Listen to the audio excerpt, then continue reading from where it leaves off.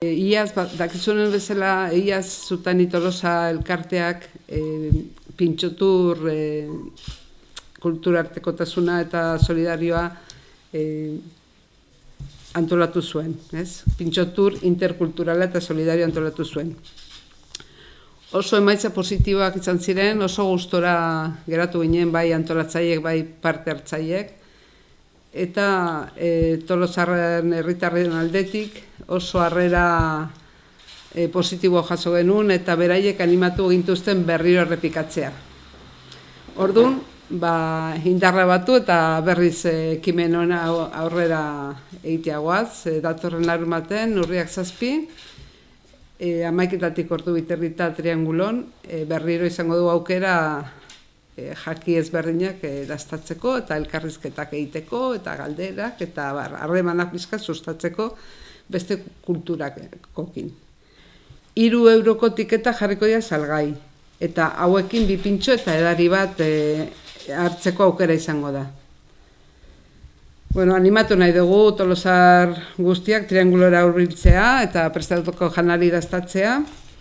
Eta baita ere, bolondreza gehiago hurbiltzea gure herri mugimendua, eta egun bertan ere norbait baldin badago lagundu nahi duena montajen edo, gu han 8 territatik aurrera egongo gara. Pintxoturren diru zati bat ekintza berri bateako izango da. Ekintza hau bideratuta dago adineko jendearentzat, adineko 65 urte aurre gorako jendearentzat. Bakarrik bizi direnak eta egoera ekonomiko larria dutenai izango da bideratua. Edo baita ere barkatuena, bere kargu daukatenak. Baita ere, izan daiteke berarekin norbait dagoena eta bere kargu izatea. Eta beraiei bai elikagaiak eta bai zenbait etxerako produktuak emango zaizkielarik. Norbait aipatutako egoera horretan egongo balitz, edo noren bat ezagutu ezkero horrela dagoena, jarde dira gurekin harremanetan.